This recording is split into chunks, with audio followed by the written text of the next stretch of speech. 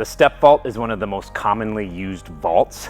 Getting good at this foundational step vault leads to more advanced vaults, but also variations of how to use the step vault. You want to get really good at both sides because you never know which side you're going to have to use.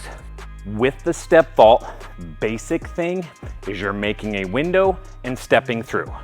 With my window, my hand with an opposite foot is going to make the window. With my window, I want to make sure I'm using the majority of the box, as much as the box as I need to. The bigger my window, the more space for me to step through, and the less upright I have to be with my chest, which is going to make me more efficient at moving here as opposed to going up and down. The straighter my chest can be, the faster, more efficient I'm going to be. Even with this smaller box, if I just go to jump over it, my momentum's going down, up, down, and then forward. With that step vault, I'm trying to maintain as best I can my chest moving in a straight line. So as I'm moving forward, my chest stays about the same height.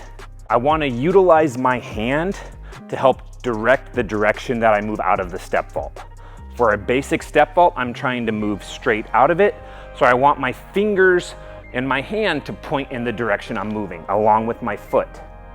My foot and my hand stay on the box until my other foot threads through and touches the ground. From here, if you look at my foot, it's straight on. This is going to be better on my knee. If I'm here and going that way, my knee is taking pressure in a direction that it's not good to.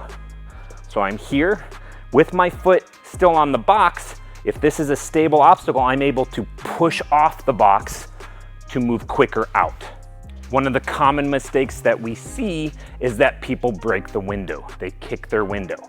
So I have my hand, foot, and then instead of threading through, they kick their foot off. I've now landed on 2 feet, which is now stopping my momentum. With that step vault, what I think about is that I am stepping, stepping, stepping. One of the reasons the step vault is the more commonly used vault is because it's a very controlled vault. If I don't know how stable my obstacle is or what's on the other side, I can be in a position where I can stop, or I can even kick back if it starts to fall over. You then want to start to add a jump. Vaulting is not climbing or stepping over something, it's jumping over something while using your hands. The next progression is to jump into the window. I'm gonna approach, jump into my window, and then step through. As you're getting comfortable with this, you're gonna be jumping and having your hand and foot land about the same time. Eventually, you wanna get to the point where your foot is going to hit a little bit before your hand. When you're just starting this, hand and foot cycles through. As you're jumping into it, the foot is gonna hit first, your leg's gonna start to cycle into that thread through, then your hand hits. Different variations of the step vault, using it to get down, maintaining your momentum. We utilize our step vault when we get into our climb down.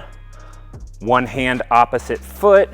This is that step vault position that I can then turn into the rest of my climb down. The better you get at this basic foundational step vault, the easier, the faster, the more advanced, cooler looking, faster versions of the step vault and other vaults will come. The step vault then leads into the thief. With the thief, it's the same mechanics as the step vault. I'm approaching it the same. One hand, instead of stepping on the box, this foot is going to go over and I'm gonna put my back hand on. The progression into the thief is then to start with the step vault, one hand, opposite foot.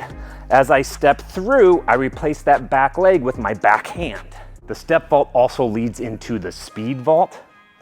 Same mechanics. If I'm approaching and I'm using my left hand, I'm jumping off my left foot, just like I would with my step vault, so that I would use that opposite right foot to make my window. With the speed vault, what you want to think of is that everything is the same side. If I'm using my left hand, I'm jumping off my left foot, and I'm landing on my left foot. I'm just removing that right-footed step on top of here. Step, step. With the step vault, I would go here, left, left, left. For the speed vault, I'm just removing this. Not using this foot is going to allow me to get over the box faster. The speed vault is about speed.